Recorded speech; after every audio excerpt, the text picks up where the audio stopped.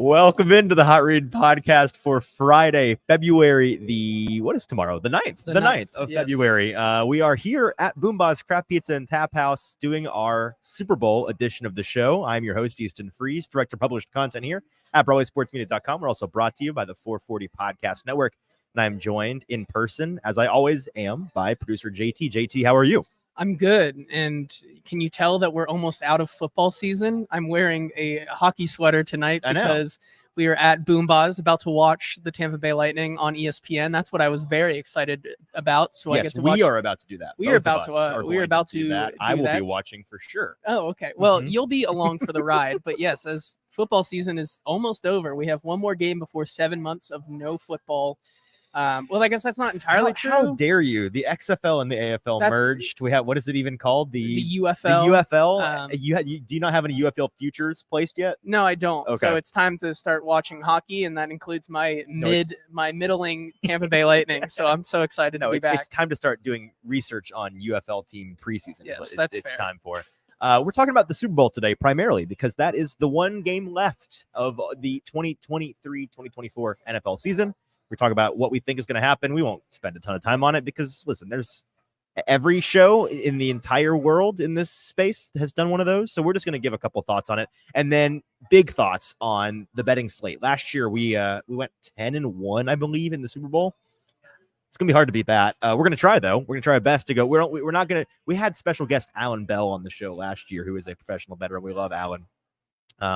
He gave us a lot of bets. So just the two of us, we're going to do 3 apiece, but we have thought long and hard about them today. And we are excited to end the year on a strong note, a strong year betting, ended on a strong point. So we're going to do that, as well as the first thing we'll tackle today, a couple of Titans tidbits, just some thoughts on the team and some things, talk about some new hires, talk about a little data philosophy thing that was on my mind today that I felt like sharing, and then we'll get out of here. So a shorter show, but a show packed full of good things nonetheless for you today. We are brought to you by Boomba's Craft Pizza and Tap House, where we currently are here in Spring Hill, just 25 minutes south of the Nashville area. If you live in town, we love it here at Boomba's. We weren't here last week because we were at the Senior Bowl, and I know that the two of us, once again, whenever we have to miss a week of Boomba's food and drink on Thursday morning, we typically wake up and text each other, I'm probably going to starve myself today so that I can eat as much as possible at Boomba's, because it is just that good. Their craft pizzas are not just amazing, but unlike anything you've had in the pizza space. I guarantee you that it is a unique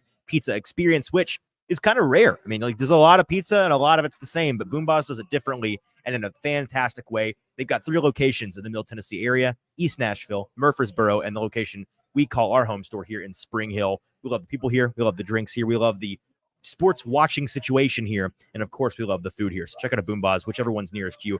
Head on over, tell them that Easton and JT and the Hot Read podcast sent you, and we'd appreciate that. One more housekeeping thing before we get started, and for those of you that are listening with us live, we appreciate you being here. Do us a couple of favors. First of all, if you're watching on Twitter or on Facebook, leave those places. Go to Broadway Sports Media's YouTube page. It's Broadway Sports Media on YouTube. Hit subscribe. I know a lot of you aren't, because I'm not guessing. That's a fact. We see the metrics. A lot of you watch and are not subscribed, which is very silly of you, because it is free to subscribe and it makes us happy. And so just do us one solid. We will give you content entertainment if you will, in return, trade us your subscription. Is that meme, the guy with the hands like this? He's like, here's the trade. I trade you one subscription, and in return, we will provide you entertainment. I feel like that's a pretty good deal for you. So we thank you for hitting subscribe, again, on Broadway Sports Media's YouTube page. And join us in the comments. We'd love to hear your thoughts on the Super Bowl, anything that you think may or may not happen in this game, what you're looking forward to, what you're hoping might not happen. All of that, we'd love to hear from you. Paul and Stoney already with us in the comments. Appreciate you guys being with us. Stoney, as always, is cooking up his dinner, watching our Thursday night show. He said cooking up some, what did he say? Some corn chowder? Chicken corn chowder. Sounds delicious. Stoney, we appreciate you being here. And Paul says that this is all making him hungry. Me too, buddy. And I'm going to have to sit here for the next hour and not eat and think about eating. So it only smells like delicious food in here. So how hard can that be, right? Okay. All of that out of the way. Let's talk about some Titans things real quick. Actually, non-Titans thing.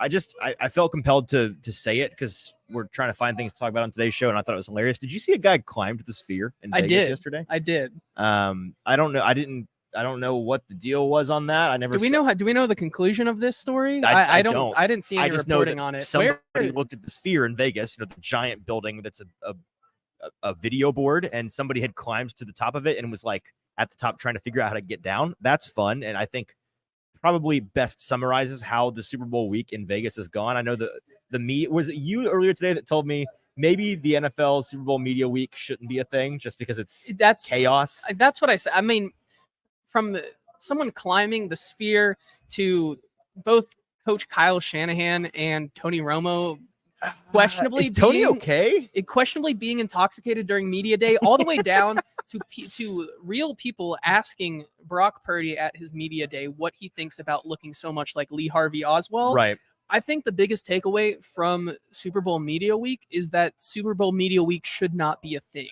Brock Purdy lookalike Anna Fry broke. Brock Purdy lookalike Lee Harvey Oswald, murderer of JFK, woke. Apparently, the last thing I want to say, maybe this is a story waiting to break. I know last year when the Super Bowl, I believe, was in Arizona, right? The grass. Well, Jim Wyatt broke a story about a man scaling a building, and they had to get him down. Yep. And now we don't know how this story concluded on the end of the spear. Maybe Jim has the scoop and is waiting to give it to us. Do we know that it wasn't Jim? That is a great question. Because I have no idea. We're going to have to check some timestamps on some tweets. Yeah. We're going to see if he has an alibi on the internet. I'm not sure that he does. It may very well have been Jim, in which case that's epic. And I think it's a fantastic decision what he did, and I'm glad that he did it. Okay. Two comments that were made at Super Bowl Media Week is our transition here. From two players, one about to be in the league and one already a star in the league, T. Higgins and Brock Bowers. I wanted to address so that I could crush every fan's hopes and dreams on that, just kind of quash it like the mean-spirited person that I am on these things. Which one should we start with? The T. Higgins thing? You want to start with the T. Higgins thing? So was it the Sick Pod boys? Yes. The Sick Pod has a representative at Super Bowl Media Week. I'm not making fun of them asking this question at all. That is a reasonable question to ask. But they put on the internet their question to T. Higgins at the Media Radio Row, asking him about potentially coming to Tennessee as a free agent, joining up with Brian Callahan, a coach that he rants and raves about whenever he gets the chance. And I don't know exactly what T. Higgins said. I didn't get the quote for sure, but I know that it was something along the lines of, that would be cool. It'd be nice to play for a coach that I've already worked with and come home, because of course T is from the Tennessee area. And said some things that a lot of fans took and ran a country mile with. It's going to suck for y'all when he's tagged, because he's going to get tagged. It's every coping mechanism that you see. And it's like an every other day thing at this point. Folks talking about, well, maybe this is why he's not tagged. Oh, did you see what the Bengals owner said about, or the GM said about the money situation, and a comment here, and T. Higgins, here, they're going to tag him, man. They're going to tag him. And maybe they tag and trade, and then we can have a conversation, but like, the tag is coming. You are not going to sign him as a free agent. The Bengals are going to keep him.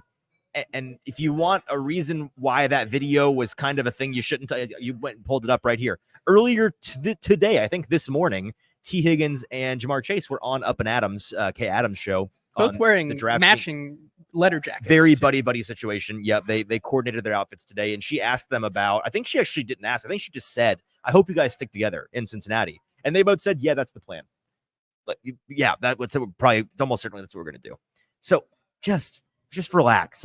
Yes, it would be nice if the Titans could secure a talent like T. Higgins in free agency to help their wide receiver room. Is it going to happen? We are big on not. You've been wrong before by saying things in absolutes. So I was about to say we're big on. Maybe you should continue to say this, because how people know how it works. Maybe say he's definitely not coming, and then it gives them even more hope. T. Higgins is not going to be, nor will he ever be, a Tennessee Titan. Maybe. Okay. That being said, now that we have that on record, it can be clipped if my magical powers still apply. I don't like absolutes, but in this case, it is very, very, very unlikely that he is a Titan this year. I'm not going to say forever, but in this current situation, they're almost certainly going to tag him.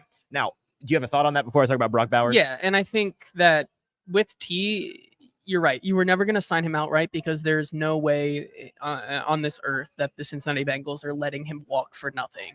And that starts with the tag. Now, that will become an interesting thing when they either do an exclusive or non-exclusive Stoney, tag. you will never make $1 million. There you go.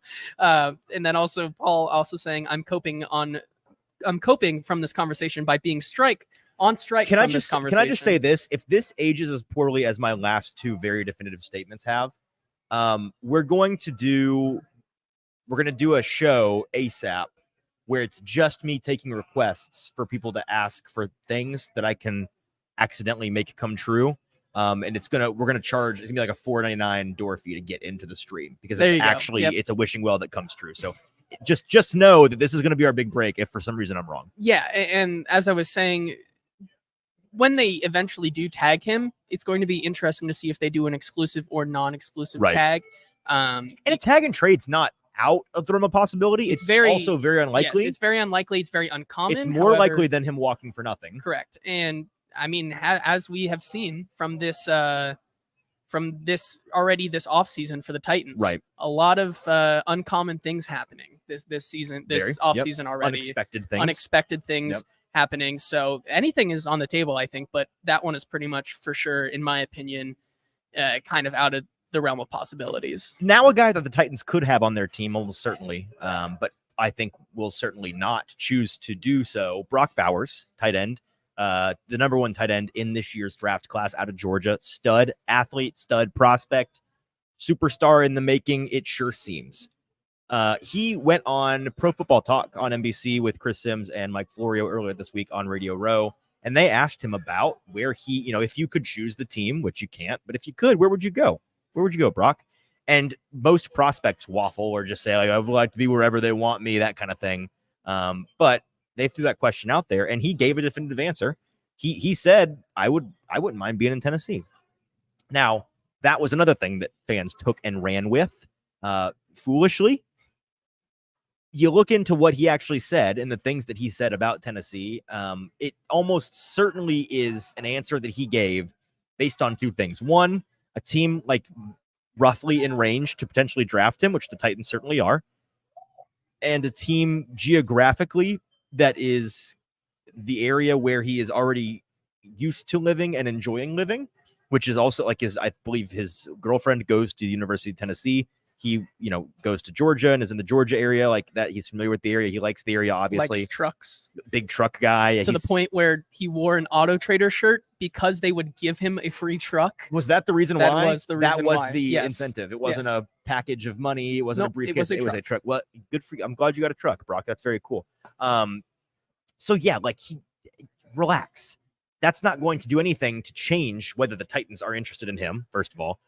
If you want to argue that there's a finders keepers clause here, and if a prospect wants to choose their team, they should be allowed to go to that team for free and the Titans retain their first round pick, I'm willing to hear that argument. I really am. I don't think that that's going to stand up in any court of law or with the NFL front office, but you're welcome to try it. Otherwise, the Titans are going to have to draft him at 7 or move back and pick him later, which if they when he said that, I think I tweeted out, oh no, this better mean they trade back to pick him if they pick him. Yes. Because if you pick him at 7, and we're going to have this conversation in depth later, so I don't want to dive too deep into it, but the basics of it is this. In a vacuum, Brock Bowers is a very, very high-end prospect. He's a very talented player that any team that ends up landing him is going to be lucky and happy to have on their team. He will probably be a difference maker early and often. That's in a vacuum. In the grand scheme of draft philosophy, and a lot of you all know this, it is an atrocious positional value decision to take a non-premium position such as tight end or interior offensive line that early in the draft. And it would be a decision stacked on top of the Titans' decision last year to pick a non-premium position at 11. If you can go with stud guards and tight ends in the top 15 picks year over year, and they can be awesome and your hit rate can be very high, and that is all well and good and sick. But eventually that bill comes due because you are then stuck paying top of market rookie contracts and then second contracts to these non-premium positions that you almost certainly don't want to and definitely should not be paying them. Meanwhile, you're hunting for premium positions such as quarterback and wideout and edge rusher and cornerback and tackle. Thank you. You're searching for them in the bargain bin in free agency or trying to find value picks late in the draft and hit on low probability prospects. It's bad process. It just is. And so that is the skinny of it. We'll dive into that in serious detail on Brock's case in particular, because there are exceptions to these things. There totally are. It's not going to just be tackles and quarterbacks off the board in the first round. There are exceptions, and sometimes those exceptions pay dividends. They really do. You have to pick and choose your spots. And so we'll dive into all of that in our draft coverage coming up in the next coming weeks and months. Okay, here's my random take on this team, this Titans team going forward, and then we'll talk about the Super Bowl and our thoughts on that, and then the best bet gauntlet. There was a graphic that I came across on social media today that we have. JT, if you could throw that up for us. It is a graphic showing the charted turnover-worthy throws from quarterbacks last season versus the actual interception percentage. So essentially showing how lucky quarterbacks got on throws that could have potentially been a turnover, right? There's a line, there's a trend line there. Quarterbacks that are above that line were unlucky. A lot of their throws that could have been picked got picked. Quarterbacks that are under that line are quarterbacks that got lucky. They threw a lot of pick-worthy balls that ended up falling to the ground, or the receiver made a play on them. And along the x-axis, just for clarification here, because you're going to notice Tennessee Titans quarterback Will Levis in the very far lower right quadrant there on an island of his own. That x-axis is how many turnover-worthy plays you had. So where Will Levis is, he got very, very lucky. On the x-axis, he threw a ton of turnover-worthy balls, but on the y-axis, very, very few of them were intercepted. And this is not something new to any of us that watch the games. We talked about it every Sunday. Like, he got away with some out there. He's making plays. Like, it certainly can't be overlooked that there were a handful of interceptions that were dropped. That was something that happened on more than one occasion this year with him.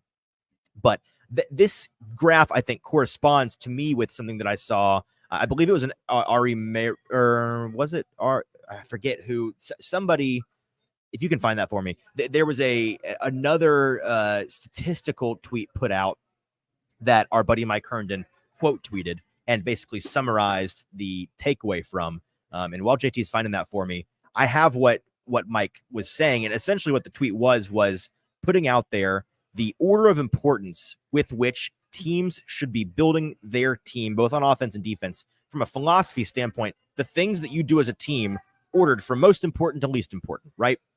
And it was okay. So it was Arjun Menon, who is a very, very bright guy in the NFL space. I believe he works with Sumer Sports, if I'm not mistaken. So shout out to Arjun for putting this out there. But Mike summed up the data in that tweet by ranking the 6 things you can do in order of importance. So from most to least important, here are the things that teams in the modern NFL should be prioritizing when they build their team and when their coaching staff installs a philosophy for the way that they play the game. Most important is passing efficiency, not success, not stats, efficiency. Efficient passing is the number one most important thing. Number 2 is avoiding turnovers. Also not shocking. Don't give extra possessions to the other team. Number 3 is pass defense efficiency. So the defensive inverse of that number 1 thing, right? How efficient is your defense at stopping the other team from doing the number 1 thing to have success? Number 4 is creating turnovers, the inverse of the number 2 thing, right? How good is your defense at getting your team extra possessions? And then 5 and 6 are the offensive and defensive elements of the run game. 5 is running efficiency on offense, and 6 is run defense efficiency. This list is not an opinion, right? This is statistically based. This is analytically based. It's on the data front, it is sound. This is, in the modern NFL, the most efficient way to operate as a team. If you do the things at the top better than the other teams, you're more than likely going to be a very successful team. And when you look at it, JT, and you think about what the Titans have been last year, but really we can say the last 2 to 3 years, what of those 6 things, there are 2 of them to me that stand out as identifying features of this Titans team of late. Which 2 are they? It would have to be, first of all, the running efficiency, right? Number 5, and then also the passing efficiency, I think. Oh, is that as a negative? Okay, so yes, that's not where I was going with it, but I agree that it was their lack of passing efficiency absolutely stands out. The 2 things for me that were like positive identifiers that I was pointing to, you were already along those lines: the running efficiency and the run defense. We talked about how this team's run defense was elite for a lot of the past 2 years, and their run game has been very, very good for half a decade at this point. But you're totally right, and I'm glad that you brought that up. They were particularly, not just average, particularly bad at their passing efficiency, and even more so, number 3, their pass defense efficiency. And the reason I bring all of this up is to say this: if this Titans team is trying to take a step into the future, like they very clearly are saying they are trying to do, and their actions are aligning with that philosophy. This is the order in which they're going to prioritize their new team, their new ethos, their new identity. And they're going to have to get away from their strengths being number 5 and 6 out of 6, and their weakness being number 1 and 3. They're going to have to be a team, and that this was the idea behind, of course, bringing in Brian Callahan, empowering Rand Carthon to build a modern, analytically sound 2024 NFL team, NFL offense. But the reason I bring in that chart from Will Levis that we have here on the screen is to say, a lot of that, I wanted us to zoom out ultimately from what we've been talking about the past month. And it's been exciting. The new coaching hires, the promise of what this new team is going to be, and the vision and all of these things. Rand Carthon, it's all good. It's all great.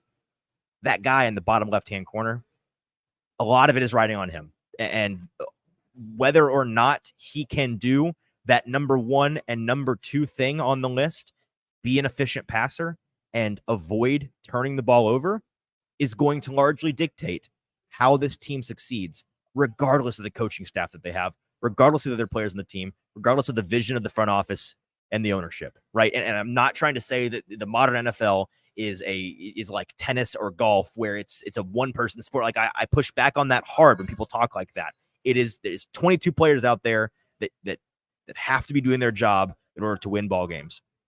But there's one guy in particular who it's not all riding on, but if he's not doing his job, then the efforts of everybody else are minimized dramatically. And that is that guy in the bottom right-hand corner, Will Levis. And if last year was any indicator, which I'm not saying that it is, if last year was any indicator that this is the kind of guy that he is an ultimate gunslinger, he's a risk taker. Yes, he's going to have some big flashy plays downfield, and he's going to do some very good things. But man, is this guy going to put the ball into harm's way a ton? That is going to really take away from his ability to be a efficient passer and avoid turning the ball over. And I'm not saying that there aren't reasons beyond him for why he's in that area, right? I'm sure you're sitting here, JT, thinking, well, it's hard not to put the ball in harm's way when you got to get the ball out very quickly on the run in a collapsing pocket to a receiver that is slow and not creating any separation. Yes, there are extenuating factors that go into the reason why he was down there, for sure. But if you watch the tape like we did, JT, is it fair to say that there were a handful of times, and again, he's a rookie, you were expecting this to an extent. There were times when he put the ball in harm's way, and the reason was him. There wasn't a good excuse. Yes, I totally agree with you there. And I think what you're talking about brings up a parallel to what the Buffalo Bills and Josh Allen have done for the last 3 years. And if you want to make the connection that, oh, but you see Josh Allen do it and the Bills have been so successful, that is for the most part, a definite outlier. That team is built around being able to pick up the crumbs of Josh Allen turning the ball over and and he's an actual superhero way. That's the difference. Yes, like the raising of the ceiling and the floor that he does with the good things that he does almost always counteracts I've heard him compared to like the Avengers before, where it's like, we're gonna save the city, we are a superhero, but we're gonna have to throw some cars into buildings, like we're gonna have to burn some things down, some people might get hurt, some people might die. Like that's not what Will is at not all. Yet. No, not yet. It no, could be, I guess, because you can operate that way dangerously, but you can do it. Yes. And I mean, that is some of the comps that people have given him over the past year, and his running style and the ability to throw his ball, is that he could be this Big Ben type, which ultimately is a Josh Allen type. Sure. That's more mobile. So could it work? Yes. But given the current state of this team, I think it would take another 2 or 3 years to get to that point if Will Levis were to develop like that. Yes, you have to rein it in. And ultimately, and this is what the team is absolutely attempting to do. In order to get good at those number 1 and 2 things, that he has to be in, he dictates largely, right? You've got to put him in a better situation, which they're actively working on, and you've got to develop him as a quarterback, which they're actively working on. And that segues us into the last bit of Titans thing, that last bit of Titans news here. The man that is going to be working most closely with Will Levis is now on the staff for the Titans. They have hired their new quarterbacks coach in Ed. I'm totally blanking on his name now. Hello, pulling up the notes. No, you're good. Here we go. His name is not Ed. I was like, there's no way it's Ed. Bo Hardigree. Yeah. Thank you. Bo Let's wait to Hardigree, see who's if you get it. I'm going to learn his name now. Obviously, it's just been one day. Relax. Former Raiders interim offensive coordinator Bo Hardigree. He was the OC when Ryan. Am I having an aneurysm? Josh McDaniels got fired last year from the Raiders, so he stepped in. And those of you that watched Raiders football last year noticed that it got dramatically better when he stepped in. Their offense, Aiden O'Connell, rookie day 3, 5th round, I believe, quarterback was their guy, and they won a handful of games that they probably shouldn't have. And so he steps in. He's 39 years old. He's a Jackson, Tennessee native. He was a quarterback at the University of Tennessee. So love that pandering. Glad the organization's finally getting the memo on that. 15 years of coaching experience at the college professional level, and then 9 years of NFL coaching experience in the league.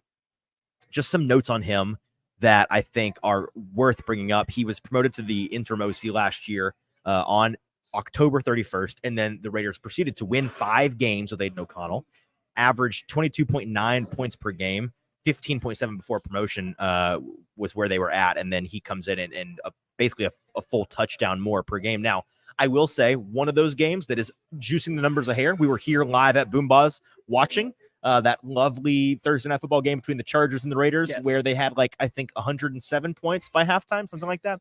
So that helps. But again, that's a part of it, man. He got that offense humming in a way that it wasn't before. And then they committed 0 turnovers in 6 out of their 9 final games with him as the OC, at least 1 in the 8 first games. And then, of course, they dropped 60 on the Chargers in that game on Thursday Night Football. So there are a lot of reasons why he is a quality hire. I think that he is somebody that you can trust to bring along a Will Levis. Obviously, Brian Callahan does. He has a tie to Brian Callahan through the Denver Broncos. They were both there. Hardigree was an offensive quality control coach for the 2014 Denver Broncos, while Callahan was the offensive assistant, and they were there working in and around the area with Peyton Manning. So exciting hire for the Titans to bring in Bo Hardigree to help Will Levis develop, I think, is what hire that we saw coming. First of all, he was high on the list of folks that were paying attention to these things. But it's a good one, I believe.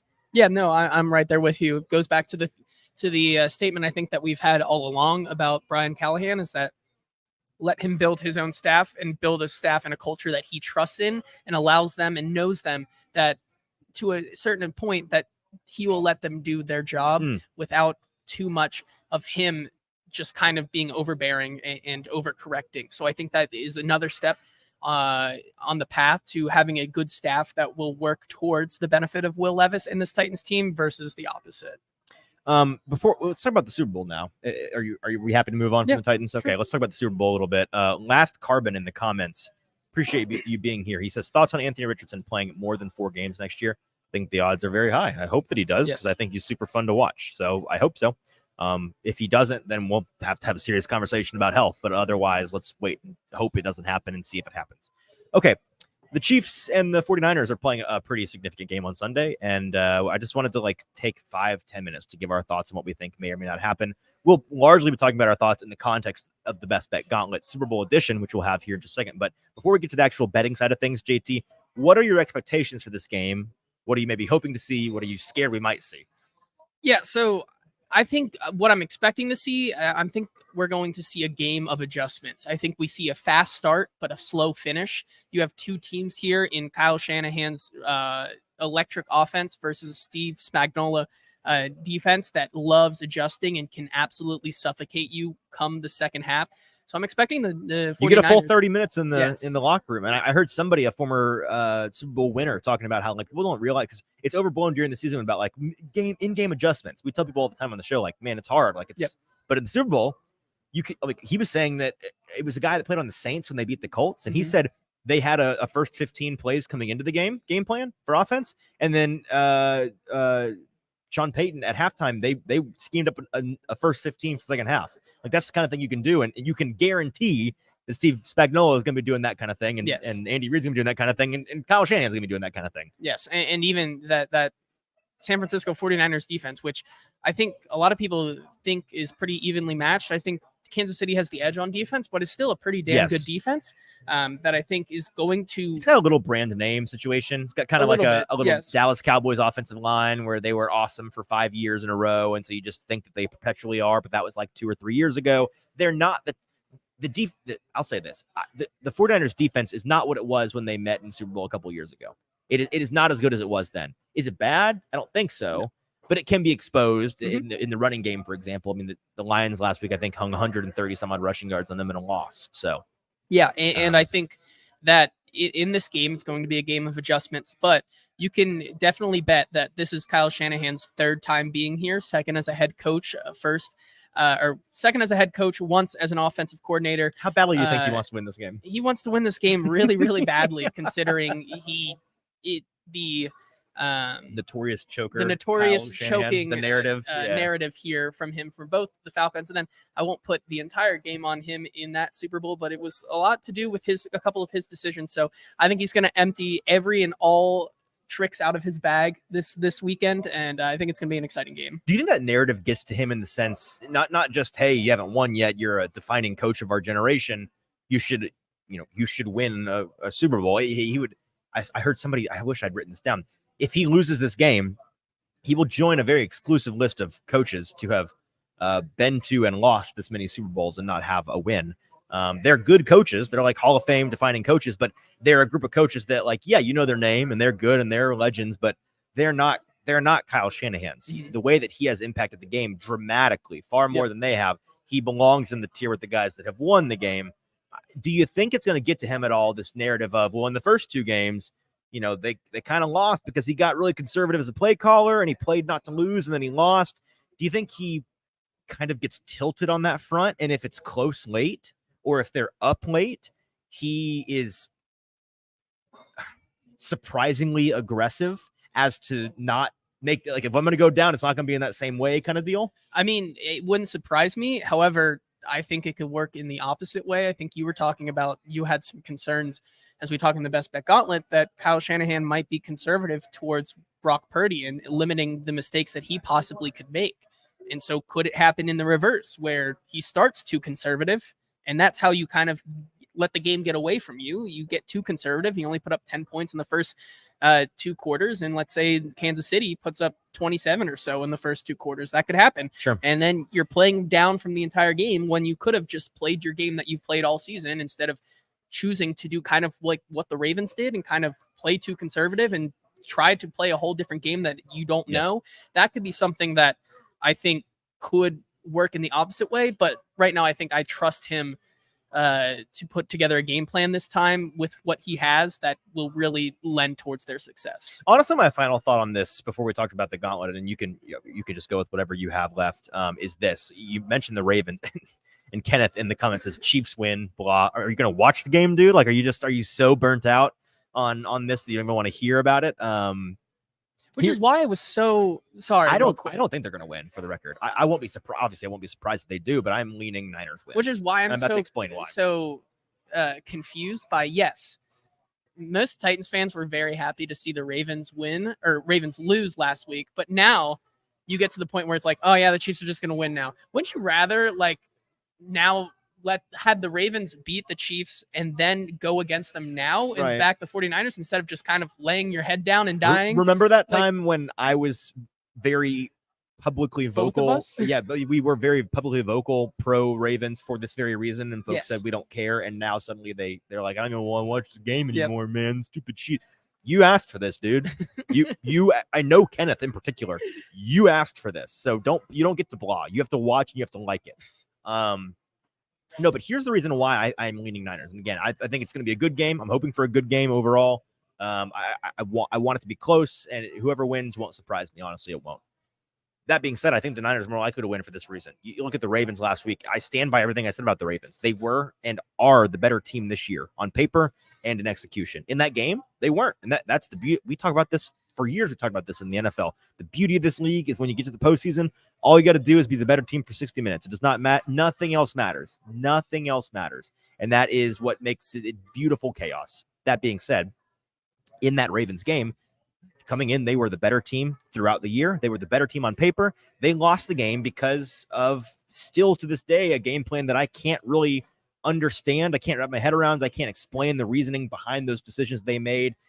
The way that Lamar played was pretty tilted from the beginning. It wasn't smart. It wasn't efficient. And it really was one of those games where the Chiefs come out, the first 2 drives, they look dominant. They score touchdowns in back-to-back outings. And then the offense doesn't do a dang thing the rest of the game. They score 3 points the rest of the outing. Excuse me. And I don't think I'm being a Chiefs hater really when I say I came away from that game frustrated, not just that the Chiefs had won, but frustrated that really it wasn't a game that the Chiefs had won. Really, like it was more the narrative coming out was, man, the Ravens really blew that. The Ravens lost more than the Chiefs won, if that makes sense. And I don't think that's being biased or unfair at all. Just look on paper. The Chiefs, they scored 2 touchdowns at the beginning of the game and then did nothing the rest of the game. And they just and to their credit, like good teams do this, they let the Ravens make mistake after mistake after mistake, shoot themselves in the foot, make poor decisions, be inefficient, and play themselves out of the competition. And to the credit to the Chiefs defense, they were a big part of that. All of that being said, you look at the Niners in a similar way to the Ravens, where on paper, this Niners team is the better team in this matchup. It is. Obviously not at quarterback, and the quarterback is a big deal. And the quarterback for the Chiefs is really the only reason it's even close, in my opinion. But the 49ers are the better team on paper. They also this season have been clearly the better team start to finish. If you get in this game, the Niners have played 19 games so far this year, 18 games, whatever it is. 19 games. They played 19 games. If you get the 8th, 9th, 10th best, just the median 2023 49ers performance in this one, they should win this game. Yep. And I would say last week, if you got the 8th, 9th, 10th median performance from the Ravens this past year, they would have won that game. Unfortunately, the Chiefs were a big part of forcing them into this behavior. The Ravens gave you their maybe worst game of the entire year. Yep. So my ultimate ask is this. I just want the winner to be the winner because they won the game. I don't want to have the same feeling I had coming away from that Ravens-Chiefs conference championship game where the team that won really didn't win as much as the losing team lost. That is frustrating to sit through, and it's frustrating to talk about. And so if the Chiefs win, that's fine. I just want it to be because they went out there and they earned it, and both teams played well, but they made more plays. Does that make sense? Yeah, I think so.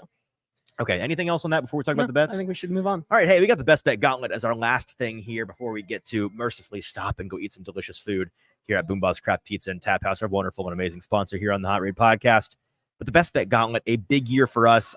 Did we go and update this at all? That's okay, all so it's updated. Okay, so we've had a tough playoffs. Like, we're not hiding that at all. We don't hide through good or through bad on this show. It's all out there because guess what? Only bad bettors hide when things go wrong. You know why? Because any honest bettor, even the best, get cold. That's how talk to anybody that actually makes a living in the betting space. You're going to have ups. You're going to have downs. It's like Tiger Woods in the golf course. You can't let one hole or a couple of holes get you too high or too low. You got to stay even keeled. And if you'd just been following us the past 3 weeks, you'd be like, these guys are bozos. They're lifetime losers betting. Like, there's no way.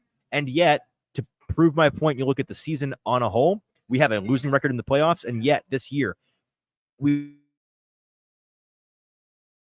123 get money betting at above a pro clip. For my part, 59, 51, and 4. JT is 64, 47, and 3. So we're looking to finish strong here with 3 bets apiece in the Super Bowl. JT, we largely took props in this one.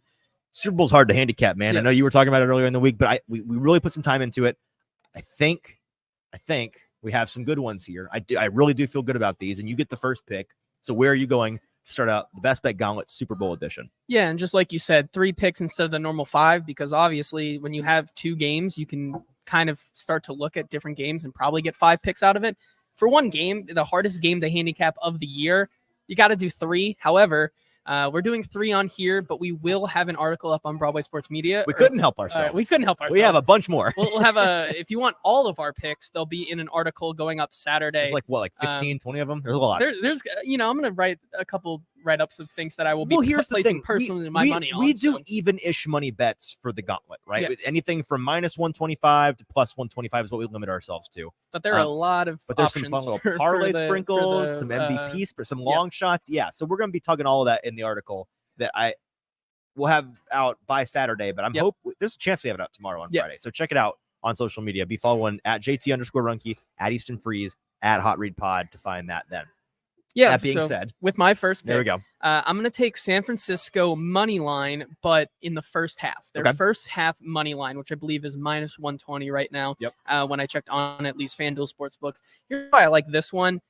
This is obviously in this one. I think if you're going to go a side, I'm still leaning if you can get the Chiefs at 2.5. I think I'm leaning that because just as a better, I think that's the solid way to go within this game. However, I think that in this game, the team that's going to start out fast or faster is going to be Kyle Shanahan's San Francisco offense. I think that this defensive adjustment that I thought you were about to go. I'm sorry. I thought you were about to go full booger and say the team that starts out faster is probably going to be the team that's leading at half. And I was going to say, yes, that's a great great take, JT. But I think that when you look back at these playoffs so far for the Kansas City Chiefs, the opposing team that the Chiefs have played has been the better team through one half, I think.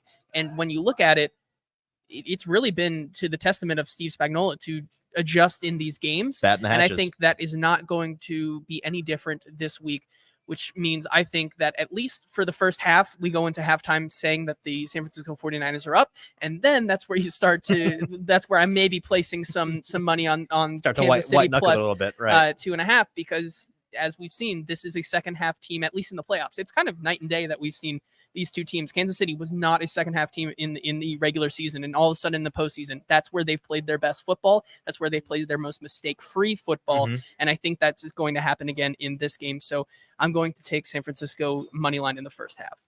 With my first pick of the Best Bet Gauntlet Super Bowl edition, I'm taking Patrick Mahomes under a half interception, which is minus 110, I believe, on FanDuel or DraftKings, one of those two, one of the big books. Minus 110 for Patrick Mahomes under a half interception. I don't think he's going to throw one for these reasons. Very simple. 0 interceptions in his last 6 playoff games, 7 in his entire career. Most of them were very early on. Most of them were in game. Like I think he had 2 or 3 in that Super Bowl against the Bucs, where that defense was just eating them alive. I don't think that's going to be the case in this one. And then a couple when he was younger and just making more rookie mistakes. Recent playoff history shows that this is a guy that has evolved. He's matured. He's gotten to a point as a passer where he knows the number 2 tenet in the modern NFL is you got to not turn the ball over. A common theme with my bets this week also is just going to be how much I think this is going to be a pretty run-heavy game. I think that the run game for both of these offenses is going to be a big part of the offensive success for these teams.